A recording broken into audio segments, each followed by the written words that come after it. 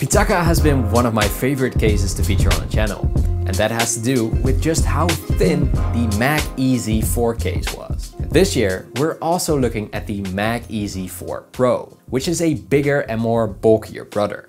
But do these two match up against other cases this year's round? Let's start with the MAG EZ 4.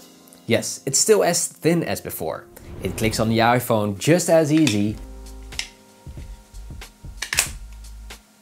The camera bump is the same, and the MagSafe strength is still very good.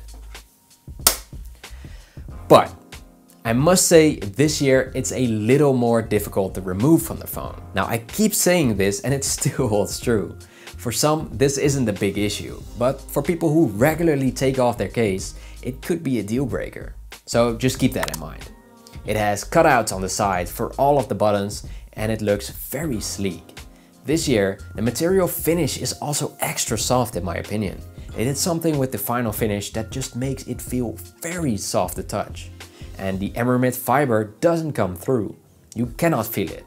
As if it's as good as flat on the back. Now of course, with these very thin cases, I cannot act as if the protection level is the same as with some regular case. And some other YouTubers that just ignore this fact only want the affiliate sales. So I keep repeating this year too, if you drop this case from waist level and it lands on a hard surface, the odds are against you. It will probably not matter that much other than the initial scratches.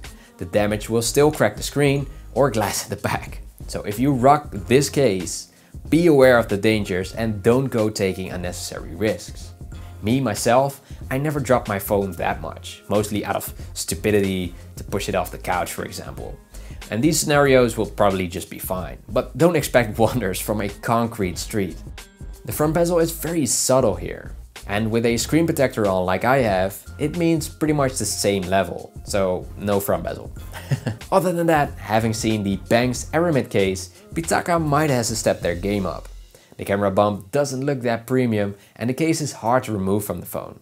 Keep an eye out on the channel for my aramid fiber case comparison, as I will definitely let you know who wins that battle. The MAG EZ Pro 4 is definitely one of the winners. It's the bigger brother, which means it's a regular case with full-on protection. It's a very strong case too. It features a soft feeling inner, which is great for micro scratches. And unlike the MAG EZ 4, this one is very easy to remove from the phone too, but also super easy to install. Even with my screen protector on, it still has a good front bezel and the camera is also very well protected. The back feels very refined, and like I said in my top 10 cases video, even though it looks very blocky, it doesn't feel like a blocky case when you have it in your hands. The edges round just so slightly, and it still looks like the square iPhones with the straight edge. Yet it feels very comfortable. The buttons are very clicky too. And you love to see it. Now the funny thing is that MagSafe is not as strong as with the MAG EZ 4. I think that has to do with how thick the case is, as I cannot imagine them using different magnets for different cases.